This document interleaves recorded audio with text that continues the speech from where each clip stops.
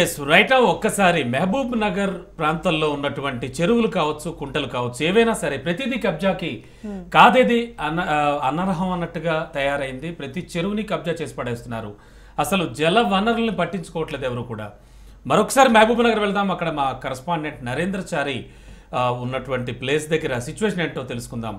చారి, ప్రస్తుతం మీరు ఎక్కడున్నారు? అలాగే ప్రస్తుతం మహబూబ్ నగర్ జిల్లాలో ఉన్నటువంటి సిచ్యువేషన్స్ ఏంటి? చెరువులకు సంబంధించి కానీ చెరువులన్నీ కుంటల మాదిరి అయిపోతున్నాయి. అండ్ ప్రస్తుతానికైతే హైదరాబాద్ పరిసర ప్రాంతాల్లో, శివారు ప్రాంతాలను కూడా కలిపి హైడ్రా తన పని తాను చేసుకుపోతోంది. ఏమంటున్నారు మహబూబ్ నగర్ జిల్లా ప్రాంతవాసులు కానీ అక్కడ ఉన్నటువంటి సిచ్యువేషన్స్ ఏంటి? రమణ, మనం ప్రస్తుతం ఇప్పుడు మహబూబ్నగర్ జిల్లా కేంద్రంలో నడిబొడ్డులో ఉన్నటువంటి పెద్ద చెరువు వద్ద ఉన్నాం. దాదాపు 96 ఎకరాల విస్తీర్ణంలో ఉన్నటువంటి ఈ పెద్ద చెరువు క్రమేణా కబ్జాకు గురవుతూ ప్రస్తుతానికి కేవలం 56 ఎకరాల మాత్రమే మిగిలిపోయి ఉంది. మనం చూస్తున్నాం, ఇది నడిబొడ్డున ఉన్నటువంటి పెద్ద చెరువు. మహబూబ్నగర్ జిల్లా కేంద్రంలో నడిబొడ్డు చుట్టూ ఇళ్ళు ఉంటాయి, మధ్యలో ఐలాండ్ మాదిరిగా ఈ పెద్ద చెరువు కనిపిస్తూ ఉంది. ఇది అధికారిక లెక్కల ప్రకారం, అధికారిక రికార్డ్స్ ప్రకారం 96 ఎకరాల విస్తీర్ణంలో, 96.11 ఎకరాల విస్తీర్ణంలో ఈ పెద్ద చెరువు ఉంది. అయితే కబ్జాకు గురై, దాదాపు కబ్జాకు గురై కేవలం 56 ఎకరాలు మాత్రమే మిగిలిపోయింది. అంటే 40 ఎకరాల వరకు పూర్తిగా కబ్జాకు గురి అయిపోయింది. చుట్టూ ఇండ్లు, ఎక్కడ చూసినా కూడా చుట్టూ ఇండ్లతో పాటు ఈ కాలువలు కూడా, కాలువల చుట్టూ కూడా పూర్తిగా అక్కడెక్కడ ఇల్లు కట్టేస్తున్నారు. అక్రమంగా ఇల్లు కట్టడంతో పూర్తిగా కబ్జా గురి అయిపోయింది. అయితే పాలకుల నిర్లక్ష్యం కావచ్చు, పాలకుల కొంతమంది ప్రోత్సాహం కావచ్చు, ఏదేమైనప్పటికీ కూడా ఈ పెద్ద చెరువు మాత్రం 96 ఎకరాల పెద్ద చెరువు కేవలం 56 ఎకరాలకు మిగిలిపోయిన పరిస్థితి కనిపిస్తుంది. ఇప్పుడు ఒక పెద్ద చెరువు కాదు, మహబూబ్నగర్ చుట్టుపక్కల ఉన్న దాదాపు 9 చెరువులు కూడా కబ్జా గురైనాయి. బోయపల్లి, అలాగే ఈ చుట్టుపక్కల ఉన్నటువంటి చాలా మహబూబ్నగర్ శివార్లో ఉన్న దాదాపు 9 చెరువులు కూడా కబ్జా గురైన పరిస్థితి ఉంది. దీంతో వరద వచ్చిందంటే చాలా, చిన్న వర్షం వచ్చిందంటే చాలా మహబూబ్నగర్ జిల్లా కేంద్రంలో ఉన్న ఈ పెద్ద చెరువు చుట్టూ చాలా వరకు కూడా ఇళ్ళని కూడా నీట మునుగుతున్న పరిస్థితి కనిపిస్తుంది. అలాగే ఎర్రకుంట, అలాగే బోయపల్లి చెరువు, చాలా వరకు కూడా చెరువులని కబ్జా గురి కావడం, చుట్టుపక్కల వారందరూ కబ్జా గురై ఇల్లు కట్టేసుకున్న నేపథ్యంలో, కొంతమంది రియల్ ఎస్టేట్ వ్యాపారం చేసిన నేపథ్యంలో కూడా చెరువులన్నీ కూడా కబ్జా గురై పూర్తిగా మహబూబ్ నగర్ వరద వచ్చిందంటే చాలు దాదాపు 7-8 కాలనీలు కూడా నీట మునుగుతున్న పరిస్థితి కనిపిస్తుంది. మనతో పాటు మహబూబ్ నగర్ పట్టణవాసులు ఉన్నారు. పరిస్థితి ఎలా ఉంది, కబ్జాకు గురైన దానిపైన వారితో మాట్లాడించే ప్రయత్నం చేద్దాం. చెప్పండి మహేష్ గారు, మీరు ప్రస్తుతానికి మహబూబ్ నగర్లో నివాసం ఉంటున్నారు, కొద్ది సామాజిక కార్యక్రమాలు కూడా చేస్తున్నారు. మహబూబ్ నగర్లో పెద్ద చెరువు కబ్జా గురైన నేపథ్యంలో చాలా చెరువు గురైన, మీరేమంటారు? ఇప్పుడు మొదటగా నేను చెరువులన్నీ కబ్జాకు గురవుతున్నాయి. గురైన ప్రాంతాల్లో ఇప్పుడు నిన్న మొన్నటి దాకా వర్షాలే పడ్డాయి. పాలమూరు పట్టణంలో దాదాపు గత 20 రోజుల నుంచి వర్షాలు పడ్డాయి. మనం చూస్తున్నాం, మోకాలు లోతు కాకుండా నడుము లోతు నీళ్లు వచ్చేసి ఇండ్లలో కింద ఉంటున్న వాళ్ళకి ఇట్లా దాదాపు సగం వరకు నిండిపోతున్నాయి. వాటర్తో నిండిపోయి వాళ్ళు అతలకుతలమై వాళ్ళు రోగాల బారిన పడుతున్నారు.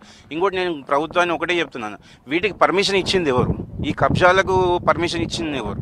ఈ చేసేది తప్పు మీరే, ప్రభుత్వమే చేస్తుంది. ప్రభుత్వ అధికారులు ఇవ్వబట్టే కదా ఈరోజు ఇంతగానం కబ్జాకు గురవుతున్నాయి.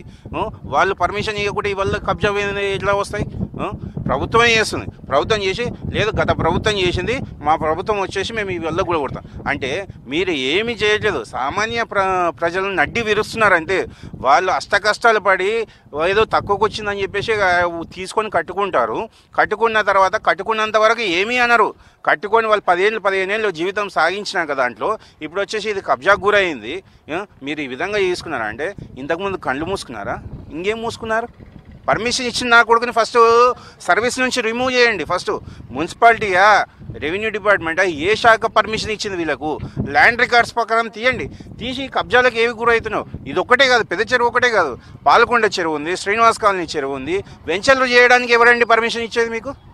ప్రభుత్వమే కదా ఇస్తున్నది. మరి ప్రభుత్వం ఈరోజు హైడ్రా పేరు పెట్టి కూల్చుకుంటూ పోతున్నాయి. అన్నింటినీ కూల్చుకొని దీంట్లో నష్టపోయేది ఎవరు లేరు. ప్రభుత్వం నష్టపోతలేదు, అధికారులు నష్టపోతలేరు, నాయకులు నష్టపోతలేరు. సామాన్య ప్రజలకు అంటగట్టి వాళ్ళ జీవితాలను నాశనం చేస్తున్నారు, వాళ్ళ కుటుంబాలను రోడ్డున పడేస్తున్నారు. ఇప్పుడు అలాంటి పరిస్థితి రేపు పొద్దున భవిష్యత్ తరాలకు రాకుండా చేయాలంటే ప్రజెంట్ ఇప్పుడు ఎంతవరకు ఆక్రమణకు గురైందో మిగతా ల్యాండ్ ఏదైతే ఉందో ఆ ల్యాండ్ చుట్టుపక్కల వెంచర్ మొత్తం ఫెన్సింగ్ చేసేసి ఆ చెరువులకు ఇది గవర్నమెంట్ ప్రాపర్టీ, ఈ ప్రాపర్టీ కొన్ని వచ్చి చట్టరీత చర్యలు తీసుకోబడిన అని చెప్పేసి వాళ్ళకు అక్కడ బోర్డు పెట్టేసి పబ్లిక్ ప్రజలకు ఒక ఆలోచన క్రియేట్ చేసి వాళ్ళతో కూర్చొని మీరు ఈ విధంగా తీసుకోకూడదు, ఈ విధంగా చేయాలని చెప్పేసి ఓ పేపర్ స్టేట్మెంట్ కానీ లేకుంటే అక్కడ చుట్టుపక్కల నియర్ బై చెరువుల పక్కల ఉన్న ఏరియాలకు పోయి వాళ్ళకి అవగాహన కల్పిస్తే వాళ్ళు తీసుకోకుండా ఉంటారు.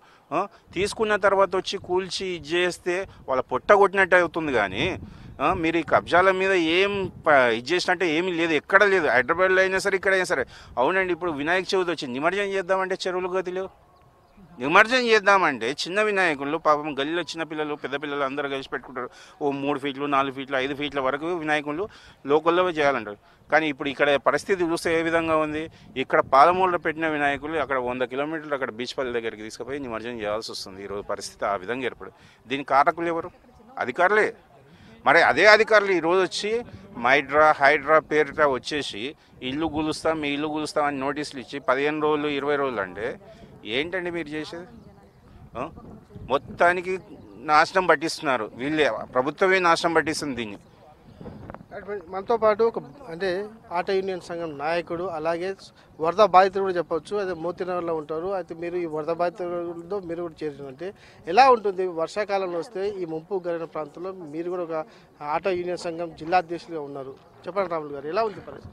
సార్, ఇప్పుడు పరిస్థితి ఎలా ఉందంటే ఇప్పటిదాకానే చెప్పారు. ఇప్పుడు ఏంటంటే ఇప్పుడు మీరు 96 ఎకరాల ఈ పెద్ద చెరువు అంటున్నాం కదా. అప్పుడు మేము చిన్నగా ఉన్నప్పుడు ఇవన్నీ ఏం లేకుండా అంత చెరువు ఎక్కడ చూసినా నీళ్ళు ఉంటాడు సార్, ఎంత నీళ్ళే. కానీ ఇప్పుడు ఇది ఆక్రమణకు గురి అయిపోయింది, మొత్తం ఇల్లు కట్టుకున్నారు. అంటే అప్పుడు పర్మిషన్లు ఇచ్చారు, అంటే అప్పుడు ఇది చెరువు అని తెలియదా? ఎందుకు పర్మిషన్స్ ఇచ్చారు అనేది తెలియదు. కాబట్టి ఇప్పుడు ఏం అంటే హైడ్రా వచ్చిన తర్వాత కూడా కొందరు ఆహ్వానిస్తున్నారు మాకు కావాలి అంటే. మా ఊనాల చుట్టుపక్కల ఉన్న చెరువులన్నీ కూడా ఆక్రమణకు గురై ప్లస్ వాళ్ళు ఏం చేస్తారు, వెంచర్స్ చేస్తూ ఉన్నారు. అప్పుడున్న గత ప్రభుత్వంలో 10 ఏళ్ళ ప్రభుత్వంలో అన్ని వెంచాలి, ఎక్కడ చెరువు ఏ చెరువు కనిపిస్తున్నా కబ్జాలు చేయడం, వెంచాలు చేయడం, కబ్జాలు చేయడం. అంటే అప్పుడున్న అధికారులు ఏం పని చేశారండి?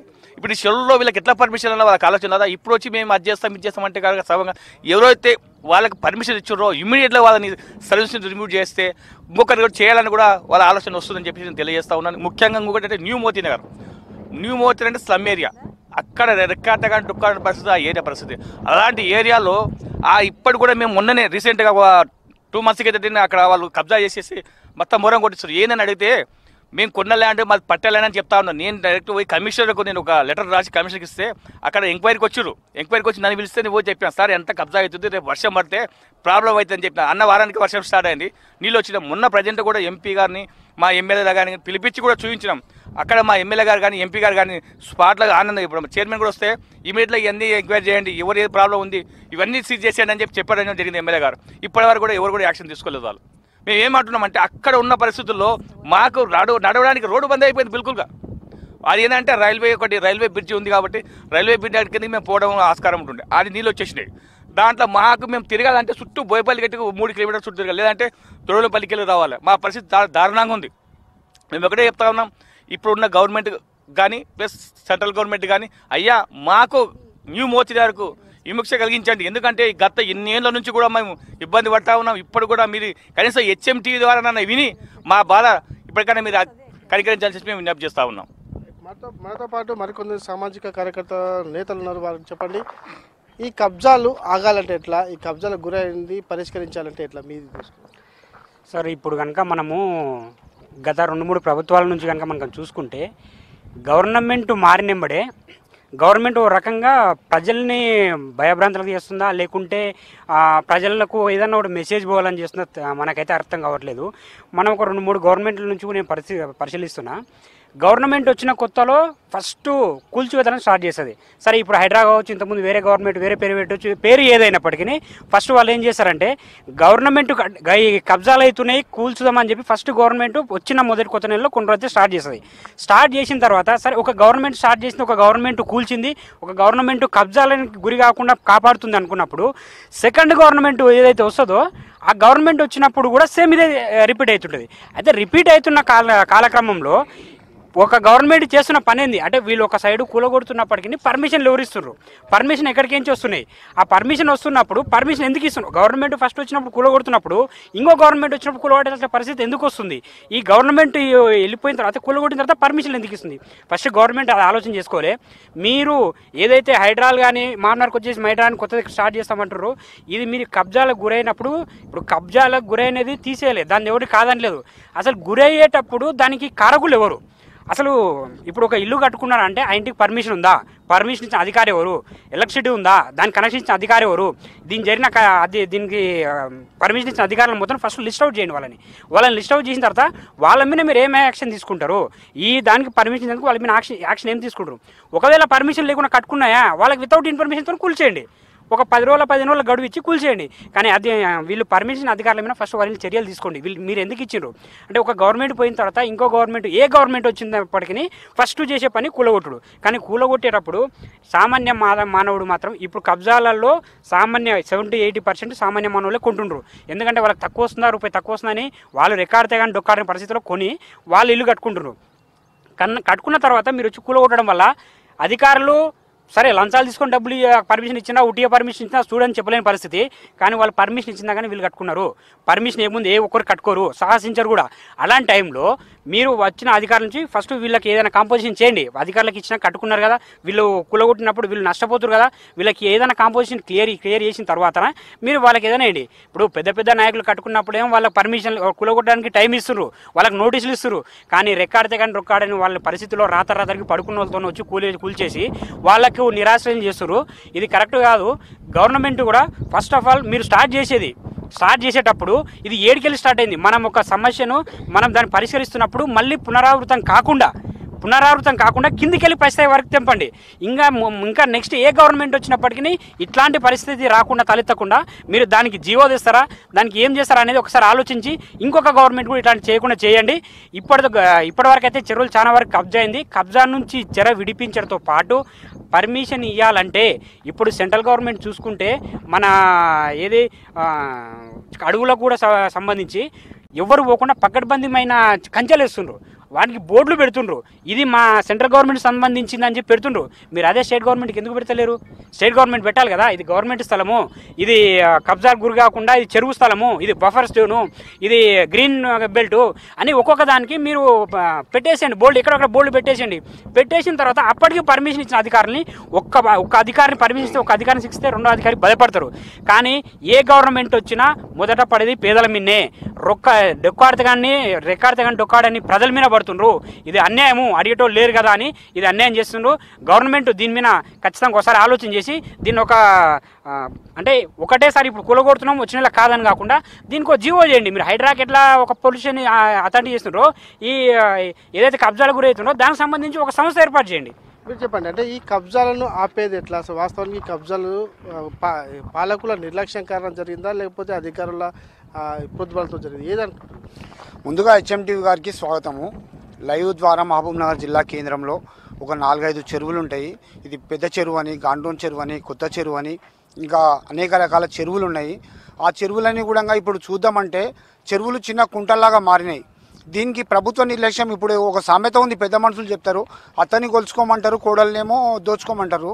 ఆ విధంగా ప్రభుత్వమే పర్మిషన్ ఇస్తుంది, ప్రభుత్వమే వెంచర్కు అనుమతి ఇస్తుంది, ఇండ్లు కట్టుకుంటారు. ఇప్పుడు 10 సంవత్సరాలు ఒక ప్రభుత్వం ఉన్నది, అది నియంత్ర ప్రభుత్వం. ఇప్పుడు ప్రజాప్రభుత్వం వచ్చింది, ప్రజాపాలన అంటున్నారు. సరే ప్రజలకు ఉపయోగపడే పని చేస్తున్నారు కాబట్టి ప్రజలందరూ దీన్ని స్వాగతిస్తున్నారు. సరే మీరు 15 రోజులు నోటీస్ ఇచ్చి ఇల్లు కూలగొట్టేస్తే అతను ఎంత కష్టపడి ఇల్లు కట్టుకుని ఉంటాడు, అతని ఆర్థిక పరిస్థితి ఏంది, అతనికి ఎవరు జవాబుదారీ ఉండాలి? ప్రజలేమో ఈ కూల్చివేతను స్వాగతిస్తున్నారు. కూల్చివేసిన ఆ కుటుంబం ఎక్కడ పోవాలి? కాబట్టి ప్రభుత్వం ఒకసారి ఆలోచించాలి. ఈ చెరువు కబ్జా చేసుకొని ఇల్లు కట్టుకున్న ఇల్లు కూలగొట్టండి, మళ్ళీ ప్రత్యామ్నాయంగా తనకు ఇల్లు కట్టియాలి. ఇల్లు కట్టించి ఇప్పుడు ఏదైతే భార్యాభర్తలు కొట్లాడుకుంటే పోలీస్ స్టేషన్లో కౌన్సిలింగ్ ఇస్తారో ఆ విధంగా ప్రజలకు కౌన్సిలింగ్ ఇవ్వాలి. ఇది హైడ్రా పరిధిలో ఉన్నది కాబట్టి మీకు గతంలో ప్రభుత్వము పర్మిషన్ ఇచ్చింది, కట్టుకున్నారు. మేము వచ్చిన అధికారంలో ఇది ప్రజల ప్రభుత్వము, ప్రజలకు జవాబుదారీతరంగా ఉంటుంది కాబట్టి మేము కూల్చివేస్తున్నాము, మీకు ఆ ప్రాంతంలో ఇల్లు కట్టిస్తాము అని చెప్పేసి అక్కడ వాళ్ళకు నష్టం జరగకూడదు, ఇక్కడ రాబోయే తరాలకు కూడా చెరువులు మిగలాలి. ఇప్పుడు 96 ఎకరాలు ఉన్న చెరువు 54 ఎకరాలకు కుదించబడిందంటే ఇంకా 45 ఎకరాలు ఎవరు తీసుకొస్తారు? అంటే ప్రభుత్వమే తీసుకురావాలి కదా. అంటే మనిషి ఆయుష్ 100 సంవత్సరాలే, కానీ చెరువుల ఆయుష్ కొన్ని వేల సంవత్సరాలు ఉంటుంది. 1000 సంవత్సరాలు ఉన్న ఆయుష్ ఉన్న చెరువులను కుదించి 100 సంవత్సరాలు ఉన్న మనిషి జీవితానికి ఇవి మొత్తం కబ్జా అవుతున్నాయి. ఇది చాలా దురదృష్టకరము. హైడ్రా ఏ విధంగా అయితే ఉందో అదేవిధంగా మైడ్రా కూడా మహబూబ్నగర్కు రావాల్సిందే. చెరువులను పరిరక్షించాల్సిందే. చెరువులు ఎవరైతే కబ్జా చేసిరో, ఇప్పుడు ఇక్కడ ఉన్నది ఎంబీఎస్ కాలేజ్, జూనియర్ కాలేజు, మేము ఇక్కడనే హాస్టల్లో ఉండి చదువుకున్నాము. ఇప్పుడు ఆ చెరువు ఎట్లా ఉండంటే, మేము బట్టలు కానీ స్నానాలు కానీ, చెరువు నీళ్ళు వర్షం నీళ్ళు చాలా మంచివి, మినరల్స్తో కూడుకున్న వాటర్ అని మేము ఇక్కడనే స్నానం చేస్తుంటే 10వ తరగతి వరకు ఇక్కడనే చదువుకున్నాము. కానీ ఇప్పుడు మేము అప్పుడు ఏదైతే బట్టలు ఉతుకొని స్నానం చేసుకున్నామో ఇప్పుడు ఆ ప్రాంతమే లేదు. ఎటు పోయింది ఏం కథ అంటే మొత్తం ఇండ్లు అయినాయి, ఫంక్షన్ హాల్ అయినాయి, మళ్ళీ లేకపోతే ఏజెన్సీలు అయినాయి. కాబట్టి దీనికి ఎవరు పర్మిషన్ ఇచ్చిండ్రు, ఎవరు వెంచర్ చేసిర్రు? ఆ ప్రభుత్వ అధికారులను తక్షణమే రిమూవ్ చేయాలి. అంటే వాళ్ళు రిటైర్డ్ అయిపోయి ఉంటారు, నాకు తెలిసి రిటైర్డ్ అయిపోయి ఉంటారు. కాబట్టి ఇప్పుడున్న అధికారులైనా కూడా కన్ను తెరిచి ఈ చెరువుల ప్రాంతంలో పర్మిషన్లు ఇవ్వకుండా ప్రజలను కౌన్సిలింగ్ చేసి ఈ ప్రాంతంలో ఇండ్లు కట్టుకుంటే మీకు అనుమతి ఇవ్వము అని చెప్పేసి స్ట్రిక్ట్గా ఉండాల్సిన బాధ్యత ప్రభుత్వాలపైన ఉన్నది. ఇప్పుడు ప్రభుత్వ రాజకీయ నాయకుల ప్రోత్సాహం లేని అధికారులు ఎవరు కూడా చర్యలు తీసుకోరు. ఎందుకంటే అవినీతిలో పేరుకుపోయింది. ఇక్కడ ప్రతి దగ్గర లంచమే. ఇప్పుడు మున్సిపాలిటీ, ఇప్పుడు ఒకరు వెంచర్ చేయాలంటే రిజిస్ట్రేషన్ ఆఫీసు, మళ్ళీ తర్వాత మున్సిపాలిటీ, ఒక డిపార్ట్మెంట్ ఉండదు, ఒక 5-6 డిపార్ట్మెంట్లు లింక్ ఉంటుంది. మళ్ళీ 5-6 డిపార్ట్మెంట్లు దాటుకుంటూ వచ్చి ఆయన ఇల్లు కట్టుకొని భార్య పిల్లలతో చేస్తుంటే, ఇది చెరువు ప్రాంతంలో కట్టుకున్నావు నీకు 15 రోజుల్లో కూలగొడతామంటే సమంజసం కాదు. కాబట్టి ప్రభుత్వం దీనిపైన పునరాలోచించి చెరువులను ఏ విధంగా రక్షిస్తున్నారో కూలగొట్టే ఇండ్ల కూడా వాళ్ళకు పునరావాసం కల్పించాలి. ఇప్పుడు కేసీఆర్ పార్క్ అని చేసిర్రు, అది చాలా బాగుంది, మహబూబ్నగర్ ప్రజలు స్వాగతిస్తున్నారు. కానీ నువ్వు అటవీ ప్రాంతాన్ని పార్కుగా చేసినావు, మళ్ళీ చెరువులుగా చూపించలేకపోతున్నారు. మళ్ళీ అది మీ చేతగాని తనం అనుకోవాలన్నా ఏమనుకోవాలి? మేము మా మహబూబ్నగర్ జిల్లా ముద్దుబిడ్డ రేవంత్ రెడ్డి గారు ముఖ్యమంత్రి అయ్యారు కాబట్టి మేము చాలా గర్వపడుతున్నాము. ఆయన పాలన చూస్తున్నాం, 9 నెలలు అవుతుంది, చాలా డైనామిక్గా ఉంది. తాను తీసుకునే నిర్ణయాలు చాలా ప్రజలకు పనికొచ్చే నిర్ణయాలుగా ఉన్నాయి. కాబట్టి ఇదే విధంగా మీరు నిర్ణయాలు తీసుకొని ప్రజలకు నష్టం జరగకుండా మీరు ముందుకెళ్తే ఒక 20 సంవత్సరాల వరకు కూడా మీరే ముఖ్యమంత్రిగా ఉంటారని మేము మనస్ఫూర్తిగా కోరుకుంటూ మాకు ఈ అవకాశం ఇచ్చినటువంటి హెచ్ఎంటీ వారికి ధన్యవాదాలు తెలియజేస్తున్నాం. మనతో పాటు మరికొంతమంది ప్రజా సంఘాల నాయకులు ఉన్నారు. వారు చెప్పండి, మీరేమంటారు దీనిపైన, చెరువుల కబ్జాల పైన? అసలు దీని కారకులు ఎవరంటారు? నా పేరు సత్తయ్య, జలవనరుల పరిరక్షణ సమితి అధ్యక్షుడిని. ఇక్కడ మేము చదువుకుంది కూడా ఇక్కడనే. మేము ఇట్లా పోయేటప్పుడు ఇదంతా నీళ్ళు ఉండి కబ్జాలకు గురైంది. ఈరోజు మరి కబ్జాలకు గురి చేసినటువంటి వ్యక్తులైతే అధికారులు ఉన్నారు, ఇరిగేషన్ శాఖ వాళ్ళు ఉన్నారు, అదేవిధంగా రెవెన్యూ డిపార్ట్మెంటు, మున్సిపల్ వాళ్ళందరి ప్రోద్బలంతోనే ఇది జరిగిందని మేము భావిస్తున్నాం. ఈరోజు సుప్రీంకోర్టు ఏం చెప్తుందంటే, సుప్రీంకోర్టు కావచ్చు, హైకోర్టు కావచ్చు, 1997 కోర్టు 388 ప్రకారము, అదేవిధంగా GO number MS number 168 MA, అదే డిపార్ట్మెంట్ నెంబర్ వచ్చేసి 704 ప్రకారము 2014లో చేసినారు ఇది. అదేవిధంగా ఐడియల్ నెంబరు 337 ఏపీ, అదే రెవెన్యూ యాక్ట్ ప్రకారము 1317 తెలంగాణ ఏరియా ప్రకారం వచ్చేసి సుప్రీంకోర్టులు, హైకోర్టు సూచించినట్టుగా జలవనరులు కాపాడాలని ఈరోజు ఒదిక్కు మొత్తుకుంటుంటే కింద ఉన్నటువంటి అధికారులు కావచ్చు, రియల్ ఎస్టేట్ మాఫియా కావచ్చు, దీన్ని మొత్తము నాకే పరిస్థితి ఈరోజు ఏర్పడింది. ఫస్ట్ చెరువుల మీద పడింది, చెరువులు అయిపోయినాయి, ఇప్పుడు కుంటల మీద పడింది, తర్వాత వాగులు. జడ్చెల పరిస్థితి చూసుకుంటే జడ్చెలలో దాదాపుగా 10-12 కుంటలు ఉన్నాయి. ఆ కుంటల వివరాలు కూడా మేము ముందుంచడానికి మేము అనుకుంటున్నాము. జడ్చెలకు సంబంధించి ఒక కుంట ఉంటుంది, ఆ కుంటలో 3 ఎకరాల 17 కుంటలు ఉంటుంది. సర్వే నెంబర్ వచ్చేసి 57. సిరిసంపద వెంచరు వేసారు, చుట్టుముట్టు వాళ్ళు కాంపౌండ్ కట్టేసారు. కుంట్లకు పోరే పరిస్థితి రోజు గొర్రెలు నీళ్ళైనా బల్లు నీళ్ళైనా పరిస్థితి లేదు, వాళ్ళు అందులోకి రానియ్యరు. అదేవిధంగా 82 సర్వే నెంబర్ల 17 ఎకరాల 4 కుంటలు ఉంది. ఇంకో కుంటల 44 ఎకరాలు ఉంది, 15 ఎకరాలు. ఈ విధంగా చాలా కుంటలు ఈరోజు వ్యక్తుల చేతిలోకి వెళ్ళిపోయి రియల్ ఎస్టేట్ మాఫియా చేతుల్లో మగ్గి అయిపోతుంది. అధికారులు దృష్టి సారించాలి, అదే పాలకులు కూడా దృష్టి సారించి దీన్ని రాబోయే తరానికి దహార్తిని తీసే కుంటలు ఈరోజు చెరువులు లేకుండా పోయినాయి. కాబట్టి ఖచ్చితంగా మరి కుంటలను పరిరక్షించాలని, అదేవిధంగా ప్రభుత్వాలు కూడా దృష్టి సారించి జడ్చెర్ల కూడా మహబూబ్నగర్ కూడా హైదరాబాద్గా తీసుకొచ్చి అక్రమ అట్టడలు తొలగించాలని మేము హెచ్ఎండి ద్వారా కోరుతున్నాం. మనతో పాటు పాలమూరు చెరువుల పరిరక్షణ కమిటీ మెంబర్ కూడా మనతో పాటు చెప్పండి చంద్రశేఖర్ గారు, మీరు ఏం ఉంటుంది? యాక్చువల్గా నా పేరు చంద్రశేఖర్, మహబూబ్నగర్. నీరు పళ్ళ మెరుగు నిజము దేవుడారు కానీ మనం ఎప్పుడో గత కాలం చిన్నప్పుడు చదువుకుంటున్నాం, పెద్దలు చెప్పింది. అదేవిధంగా think globally act ration locally అని అంటున్నాం. అంటే ఇది నీటి సమస్య కానీ పర్యావరణ సమస్య కానీ ఏ ఒక్క ప్రజలు ఏ ఒక్కది కాదు, ఇది ప్రపంచవ్యాప్తంగా ఉన్నది. ఎందుకంటే ఈ ఏవైతే మనకు అడవులు, నీరు, జలము, పంచభూతాలు అనుకుంటున్నాం కదా, అవన్నీ సక్రమంగా ఉన్నప్పుడే పర్యావరణం కరెక్ట్గా ఉంటుంది. పర్యావరణం కరెక్ట్ ఉంటేనే ఈ ప్రజల జీవితం కానీ తర్వాత జంతుజాలం కానీ అన్ని సక్రమంగా ఉంటున్నాయి.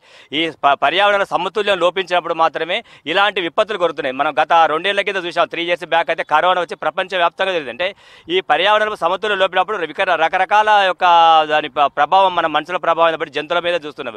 ఇప్పుడు రీసెంట్గా చూసాం, ఇప్పుడు వరదలు వచ్చినాయి, వరదలు వచ్చి ఊర్లు మునుగుతున్నాయి. కాలువ విజయవాడ ఒక పెద్ద సిటీ అంతా అది మునిగిపోతుంది. అంటే ఎందుకంటే ఇప్పుడు యాక్చువల్గా నీరు పల్లమెరుగనప్పుడు నీరు ఏదంటే ఎట్లా వెళ్తుంది అంటే రిడ్జ్ టు వ్యాలీ దానికి ఉంటుంది. అంటే ఎత్తు నుంచి పల్లమురుగు వచ్చినప్పుడు దాని ప్రకారంగా ఎక్కడైతే నీళ్లు పోస్తున్నారో దానికి ఒక అడ్డం కట్టేస్తుంటారు, చిన్న చిన్న కుంటలు చెరువులుగా మారుస్తుంటారు. ఇది ప్రభావం. ఎందుకంటే ఇది మనం గత రాజకాలంలో చూసినాం. ఇప్పుడు చెట్టు నాటించాలి, కుంటలు దోపించాలి అనేది అంటారు. కుంటలు దోమడం వల్ల ఏంటంటే ప్రతి కుంటలు దోయినప్పుడు ప్రజలకు నీరు చక్కగా మనకు అందుంటుంది. కాబట్టి ఈ చెరువుల పరిరక్షణ అనేది చాలా చాలా ముఖ్యము. ఎందుకంటే మహబూబ్ నగర్లో మేము కూడా చూసాము, నీళ్లు కొనుక్కున్నాం, బిందెలు కొనుక్కొని మనం 1991 అయితే నీళ్లు కొనుక్కునే వాళ్ళం. అలాంటి సిచ్యువేషన్ ఇప్పుడు మనం ఏం చేసామంటే ఈ చెరువుల ద్వారా నీళ్లు నిలిచినప్పుడు అయితే ఏమవుతుందంటే కనీసము త్రాగునీటికి సాగునీటికి జరుగుతుంది. యాక్చువల్గా దీని ఇంకా సాగునీటి ఉండే సాగునీరు కూడా పెట్టుకుని చెరువు పెద్ద చెరువు ఇది. ఈ చెరువు త్రాగనీకి కొరకైనా ఉపయోగపడుతుంది. దీనివల్ల భూగర్భ జలం వచ్చి మనకు ఒక మంచి ట్యాంక్ బండిగా పెంచి ప్రజల పిల్లలకు కానీ అందరికీ చక్కగా మంచి చేస్తుంది. కాబట్టి ఇది ఒకటి దయచేసి ఏ ప్రభుత్వం వచ్చినా ఇప్పుడు మన ఇంతకుముందు మిత్రులు చెప్పినట్టు ఫారెస్ట్ ఒక ఇంచ్ జరగాలన్నా చాలా భయం ఉంటుంది. ఎందుకంటే దాని ఫారెస్ట్ యాక్ట్ చాలా ఉంటుంది. అదే తరహా లోపల వాల్టా యాక్ట్ మన దగ్గర పెట్టారు. నీరు, ట్రీ, అది జలము, ల్యాండ్ అనే ఒక యాక్ట్ పెట్టారు. దాన్ని ఇంప్లిమెంట్ చేసి చక్కగా ఉంది. ఎందుకంటే ఈ సక్రమైన చట్టాలు బాగా చేసిన మాత్రమే నీటిపైన సంరక్షణగా చేసినప్పుడే తప్పకుండా మనకు ప్రభుత్వానికి కానీ ప్రజలకు కానీ ఒక నమ్మకం ఏర్పడుతుంది. దయచేసి ప్రభుత్వాలు ఈ నీటి సంరక్షణ మీద కానీ ఈ ఫారెస్ట్ తరహా యాక్టులు, వాల్టా యాక్ట్ కానీ మిగతా యాక్టులు చేసి భూగర్భ జలాన్ని, సాగునీరును, త్రాగునీరును చేసినప్పుడు ఈ ప్రజల సంక్షేమం కానీ చేస్తే పర్యావరణ సమతుల్యం ఉన్నప్పుడే మనం అందరూ చక్కగా ఉంటామని ఆశిస్తున్నాను. దీని లోపల ప్రజలకు బాగా ప్రభుత్వం ఒకటే కాదు, ప్రజలకు మనం సపోర్ట్ చేయాల్సింది ఉంది. ప్రభుత్వం ప్రజలకు మనం అందరం చూసి చేయాల్సిన అవసరం ఎంత ఉంది. దీని ద్వారానే మన యొక్క భావి తరాలకు, ఎందుకంటే children is the supreme asset of the nation అంటాం. అంటే చిన్నపిల్లలు రేపు బాలలు రేపటి భావి పరులము. వాళ్ళు మనం ఏమిస్తున్నాం, బ్యాంకులో రక్షలు ఇవ్వడం కాదు, ఈ మంచి పర్యావరణం, మంచి గాలి ఇవ్వాలి, మంచి వాతావరణం ఇవ్వాలి, మంచి ఒక ఆరోగ్యాన్ని ఇవ్వాల్సిన అవసరం ఎంత ఉందని ఆశిస్తున్నాను. Thank you very much sir. చెప్పండి కురుమూర్తి గారు, మీరేమంటారు? ఇప్పుడు కబ్జాలకు సంబంధించి చిన్న పోరాటం చేస్తూ ఉన్నారు, దీన్ని ఆపేది ఎలా అసలు? ఒకటి, ప్రభుత్వాలకు చిత్తశుద్ధి లేదు. అది ఏ ప్రభుత్వమైనా, అది కాంగ్రెస్ కావచ్చు, అది బీఆర్ఎస్ కావచ్చు, అది బీజేపీ కావచ్చు, ఇంకో ఏ ప్రభుత్వమైనా చిత్తశుద్ధి లేదు. ఎందుకు లేదంటే ఈరోజు అందరు అధికారుల మీదనే చర్యలు తీసుకోవాలని కోరుతా ఉన్నారు. ఈరోజు నేను అంటున్నా, ఎమ్మెల్యే ఒత్తిడి వల్ల, ఎంపీ ఒత్తిడి వల్ల, లేదు మినిస్టర్ల ఒత్తిడి వల్లనే అధికారులు ఈ రకమైన అవినీతికి పాల్పడతా ఉన్నారు. ఇద్దరికీ షేర్ ఉంటా ఉంది. కాబట్టి కుంటలు మొత్తము, చెరువులు మొత్తం మాయమవుతా ఉన్నాయంటే పాలక వర్గాల యొక్క అండలు లేకుండా ఇవి కావు. మహబూబ్ నగర్లోనే సుమారు 15 కుంటలు, ఆ దొంగను కుంట కానీ, లేదు గాండ్లోని కుంట కానీ, ఈరోజు ఎంయూఎస్ కాలేజీకి పక్కన మొత్తం పెద్ద పెద్ద వెంచర్లు అయినాయి. ఎక్కడికి వెళ్ళినాయి? పాలక వర్గాల అండదండలతోనే ఇవి వెళ్ళినాయి. కాబట్టి నేను డిమాండ్ చేస్తున్నా, మొట్టమొదట అధికారులపైన చర్య తీసుకోవాలి. పర్మిషన్ అప్పుడు ఉన్నటువంటి స్థానిక మంత్రి కానీ, ఎమ్మెల్యే కానీ వాళ్ళ అండదండలతో జరిగినాయి. ఒక అధికారికి నువ్వు నోటీస్ ఇచ్చినప్పుడు 10 ఏళ్ళు ఒక మినిస్టర్గా లేకపోతే అధికారంలో ఉండి ఆ దోచుకున్నటువంటి పాలక వర్గాలపైన కూడా చర్యలు చేపట్టాల్సిన అవసరం ఉంది. భావి భారత పౌరులకు కుంటలను, చెరువులను ఈరోజు మ్యాప్ పెట్టి చూపించాల్సిన పరిస్థితి దేశంలో వస్తూ ఉంది. అంటే దీనికి కారకులు ఎవరు? పాలక వర్గాలు. ఈ పాలక వర్గాల చిత్తశుద్ధి ఉంటే ఏ చెరువు ఈరోజు కబ్జాకు గురి కాదు, ఏ కుంట కాదు. ఈరోజు మహబూబ్నగర్లో దాదాపు 10 చెరువులు కనుమరుగైపోయినాయి. ఎనుగొండ కుంట ఏమైంది, అప్పలపల్లి కుంట ఏమైంది, దొడ్లోనపల్లి కుంట ఏమైంది, ఇక్కడ ఉన్నటువంటి ఆ పాల్కొండ కుంట ప్రత్యక్ష ఉదాహరణ. దాంట్లో జడ్జీలు, లాయర్లు అందరూ కొన్నారు. అంటే జడ్జీలు, లాయర్లే కొన్నప్పుడు సామాన్య మానవుడు కట్టేస్తుంది. కాబట్టి ప్రభుత్వం తీసుకునే చర్యలు ఈరోజు హైదరాబాద్తో తొలగిస్తున్నామంటే, ఎమ్మెల్యే ఇల్లు, ఎంపీల ఇల్లు, మినిస్టర్ ఇల్లు, సామాన్యునికి నువ్వు తొలగిస్తున్నామంటే ఖచ్చితంగా నష్టపరిహారం ఇవ్వాల్సిందే. సామాన్యులంతా ఈరోజు చాలా ఇబ్బంది పడుతూ ఉన్నారు. 1000 కోట్లు అప్పులు తెచ్చుకొని ఇల్లు కట్టుతూ ఉంటారు. కాబట్టి ఖచ్చితంగా సామాన్యుడు ఇల్లు కట్టుకుంటే పేదోని ఖచ్చితంగా న్యాయం చేసిన తర్వాతనే నష్టపరిహారం ఇచ్చిన తర్వాత తొలగించాలని డిమాండ్ చేస్తా ఉన్నా. చివరగా మనం మాట్లాడదాం. మనకు సంబంధించి అనంతరెడ్డి ప్రముఖ న్యాయవాది ఉన్నాడు. చెరువుల పైన కూడా పోరాటం చేసిన పరిస్థితి. చెప్పండి చివరిగా 2 మాటలు, మీరు ఈ చెరువుల పైన, కబ్జాలపై మీరేమంటారు? ఆలస్యమైన రాష్ట్ర ప్రభుత్వము చెరువులన్నీ పరిరక్షించాలి, పర్యావరణాన్ని కాపాడాలనే సంకల్పంతో ఈ మధ్యలో చూస్తూ ఉన్నాం. హైదరాబాద్లో హైడ్రా పేరుతోటి పెద్ద పెద్ద కట్టడాలను ఏదైతే అక్రమంగా ఆక్యుపై చేసి కట్టుకున్నారో వాటిని కూల్చివేయడం జరుగుతున్నది. దీనికి రాష్ట్ర ప్రభుత్వాన్ని మేము అభినందిస్తూ ఉన్నాం, ఏ పార్టీ అయినా. అదేవిధంగా రాష్ట్రం మొత్తంలో ఉన్నా కూడా చెరువులు చాలా మటుకు ఆక్యుపై చేయడం జరిగింది, అక్రమ కట్టడాలు దాంట్లో వెళ్ళడం జరిగింది. వాటన్నిటినీ కూల్చివేసి యథాస్థిత స్థితిని కల్పించాలని చెప్పి రాష్ట్ర ప్రభుత్వాన్ని డిమాండ్ చేస్తున్నాం. అదేవిధంగా ఈ దుస్థితి కారకులైనటువంటి అధికారులని ఏదైతే అప్పట్లో ఉన్న ప్రభుత్వాలను కూడా ప్రాసిక్యూట్ చేయాల్సిందిగా రాష్ట్ర ప్రభుత్వాన్ని విజ్ఞప్తి చేస్తూ ఉన్నాం. ఏదైతే బడుగు బలైన పేద వర్గాలు కట్టుకున్న వీళ్ళ విషయానికి వస్తే వాళ్లకు కాంపెన్సేట్ చేయాల్సిందిగా రాష్ట్ర ప్రభుత్వాన్ని విజ్ఞప్తి చేస్తూ ఉన్నాం. మనం చూస్తున్నాం ప్రతి ఒక్కరు కూడా అంటే ఈ కబ్జాలకు గురైనటువంటి చెరువులను పరిరక్షించాల్సిన బాధ్యత ప్రభుత్వమే చేపట్టాలి. అందుకు కారకులైనటువంటి అధికారులు, పర్మిషన్ ఇచ్చినటువంటి అనుమతించినటువంటి అధికారులందరినీ కూడా మొదట వాళ్ళపైన చర్యలు తీసుకోవాలని చెప్తున్నారు. మొత్తానికి ఉమ్మడి పాలమూరు జిల్లా వ్యాప్తంగా దాదాపు 6,000 చెరువులు ఉండగా పట్టణాలను ఆనుకుని దాదాపు 200 వరకు చెరువులు ఉన్నాయి. ఆ 200 చెరువుల పరిస్థితి కూడా ఇదే ఉంది.